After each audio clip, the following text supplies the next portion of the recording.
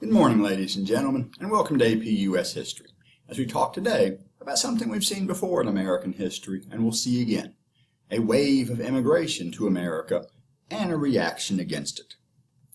Because as more land and better ways to farm it allowed the frontier to expand in the 1840s and 1850s, and also as new methods of manufacturing created more jobs, America also found new people to fill up that frontier and take those jobs.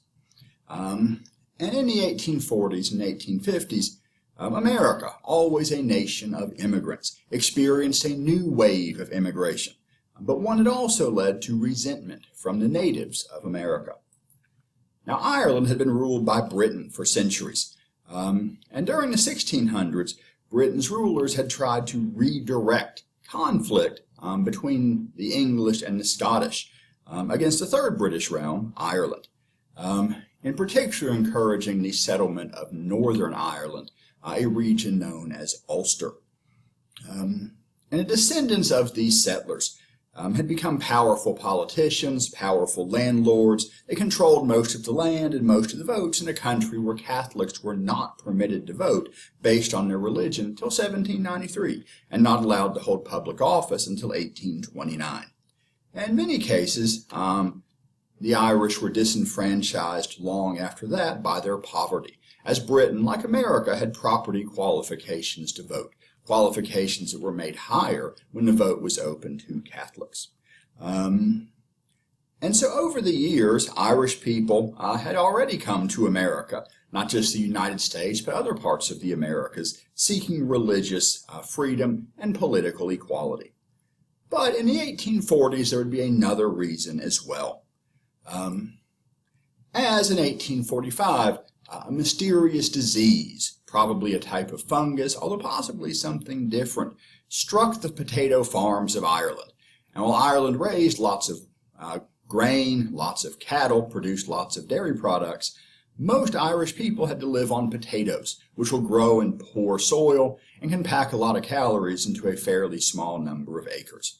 And so as the potato crops were destroyed, the people starved in a great hunger, while the country's grain surpluses were sold in England for a better price than the starving Irish could pay. And so in desperation, millions of Irish fled the great hunger for new homelands in often overcrowded and unsanitary vessels known as coffin ships. While they went to many places, they especially came to the United States, which eventually would become the home to more Irish people than Ireland. Indeed, today, over 170 years after the famine began, there are fewer people in Ireland in the 21st century than there were in the early 19th century. In America, Irish immigrants tended, although there were definitely some exceptions, to settle in urban areas and tended to maintain pretty tight-knit communities based around their churches and around a separate school system, founded in order to protect their Catholic identity at a time when the common school movement often openly promoted traditional Protestant beliefs and values. And so this habit of maintaining their own schools led some Americans to worry about the Irish being a separate culture, and in particular they feared that one day they might try to impose popery on America as a whole. Ireland was not the only source of immigrants in the mid-1800s, although it was probably the part that worried most opponents of immigration, particularly fearing that the Irish, as Catholics, could not be good citizens of a democracy, because they would, it was believed, owe their first loyalty to the Pope. But Ireland was not the only source of immigrants in the mid-1800s. Another was the Central European region of Germany, not yet united as a single country. At this point, there were about 40 countries, most of them small, but a couple moderate-sized, where the majority of people spoke German. And this region was referred to as Germany, but it was not yet a united country, although there were those who wanted it to be. Indeed, a wave of revolutions swept not just Germany, but much of Europe in 1848. As in many places, there were hopes of creating more democratic governments. France created their second republic, a very short-lived republic, but a second republic nonetheless. And in Germany, many revolutionaries hoped to turn their own states, their own small principalities and duchies and counties, into either outright republics or at least constitutional monarchies like that of Britain. And quite a few hoped to unite most or all of Germany into a single country. And they finally offered a crown of Emperor of Germany to the King of Prussia, one of the most powerful of these German countries. But the King of Prussia refused, saying he would not take a crown rolled to him from the gutter. These revolutionaries were not good enough to offer him a crown. And furthermore, the revolutionaries spent so long in debate, because many of them were lawyers and college professors, that they kind of spent their strength, waited too long for a decisive move, and the King of Prussia and other local rulers were able to turn against them, put down the uprising, and many of them led to the United States of America, hoping for political equality and to not be executed for rebelling against their princes. Now, German immigrants tended to be a bit different than the Irish immigrants. Some, it is true, were Catholic. Quite a few were. Many, though, were Protestant as well. And furthermore, rather than moving to urban areas, primarily in the north, but in some parts of the south too, especially New Orleans, where there was a more Catholic and welcoming culture, many Germans moved to the Midwest, settling on farms in the Midwest, later in the Great Plains. Because they did tend to come with more money. Most had been middle-class people in Germany, and they could afford to purchase a moderate-sized farm. Many, too, were professionals, lawyers and doctors and teachers. They strongly supported public education, introducing the idea of kindergarten to the United States. Originally, actually have a packaged course bought from an educational professional, but meant to help children play together in a creative and educational way to prepare them for regular school. But kindergarten would not become a mandatory part of school systems in most places till the 1970s or even later. Although some places, especially heavily German areas, noticeably earlier than that. Furthermore, having come from a revolution about liberty and equality, most, although not all, of these German immigrants opposed slavery. They also popularized beer as an American drink. Most Americans in the colonial period having preferred rum, although certainly some produced whiskey, and some people produced beer on their back porch, but a pretty weak kind called small beer. Many Americans had traditionally enjoyed apple cider as well. After the Revolution, many Americans switched to whiskey. But now beer, while it had always existed, was popularized thanks to the Germans. But these immigrants, as I've already mentioned, were not entirely, or at least universally, welcome in their new homeland.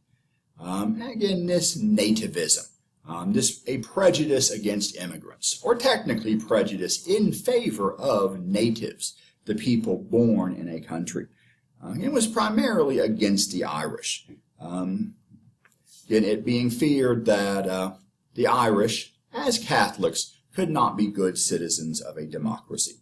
Indeed, many Protestant Americans questioned whether Catholics really were Christian at all. And the question of their loyalty would be publicly asked at least till the 1960s. Furthermore, most Irish immigrants were poor and unskilled. And so, many American workers, factory workers at least, worried that the Irish would undercut their wages and take their jobs. Although, some employers, either due to their personal prejudice or pressure from their employees, posted signs saying no Irish need apply. Some bars had signs saying no dogs or Irishmen allowed. Obviously, this is a more recent photograph, but the sentiment clearly has not gone away in some places. But if a bar would post a sign keeping out Irishmen, they clearly kept their prejudice seriously if they were willing to give up the business of the Irish in the bar. In the South, Irish immigrants, although less common, still tended to become low-wage laborers, and in some cases were hired for jobs too dangerous to risk a valuable slave or mule on. If your slave or mule gets killed, you've lost an investment. If an Irishman gets killed, well, there's always more Irish. Again, here we can see New Orleans in the 1840s, in a popular site for the Irish to immigrate to in America. And so opposition grew to immigration, known as Nativism, and they became politically active. In 1849, some of them formed what they officially called the Order of the Star-Spangled Banner, later known as the American Party, but better known as the Know-Nothing Party, because they operated somewhat like a secret society, which were very popular in the 1800s. When asked the details of their political positions, they were told to simply say, "I know nothing." Although people knew pretty much what they wanted, their philosophy was clear: to keep America all American by preventing immigration, especially by Catholics.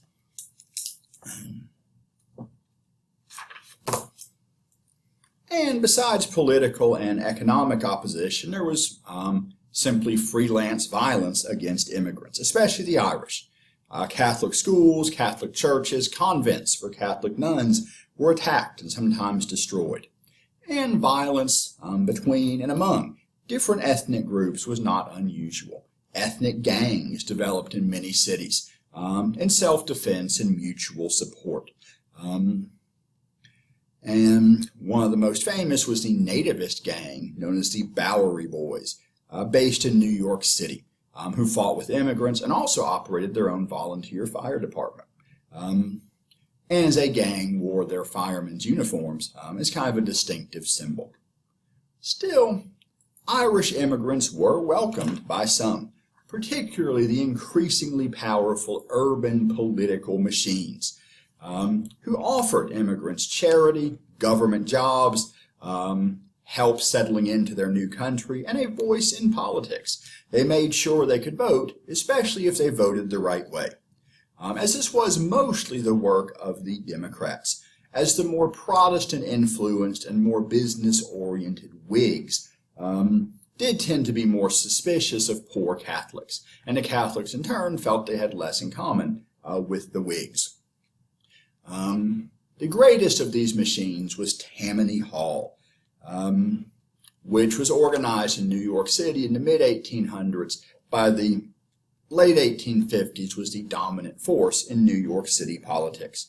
And by this point, the majority of the members of this political club were Irish.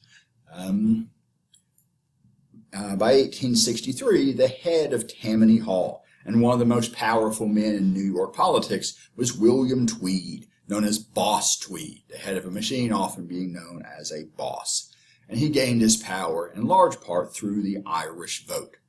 And in exchange for their votes, again, he provided them services, schools, parks, and some voice in politics, as well as charity for those in need. But while he was famous as a Democratic boss and Tammany Hall as a Democratic machine, both parties tended to have machines in most major cities, and typically a major city could dominate the politics of part or all of a state. New York, for example, at least with the Democratic Party, was split between Tammany Hall in New York City and the Albany machine in upstate New York. The Irish vote, too, would help keep anti-British sentiments alive in America, at least to the late 1800s. A group known as the Fenian Brotherhood, Irish revolutionaries, even led 3 invasions of Canada out of the United States in 1866, 1870, and 1871.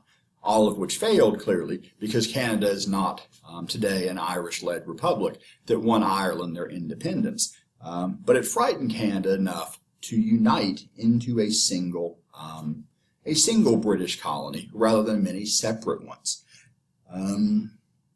Now in German-speaking areas, the revolutionary heritage of these German immigrants, as I've already mentioned, would lead many to join the anti-slavery movement and increase the power and influence of the anti-slavery movement, particularly in the Midwest, even in some slave-owning states such as Missouri. And many German immigrants and their descendants would become very important in American politics. One of the most notable would be Carl Schurz. And furthermore, German influence would keep German the second most spoken language in America, with German language newspapers and even German language schools up until the 19 teens.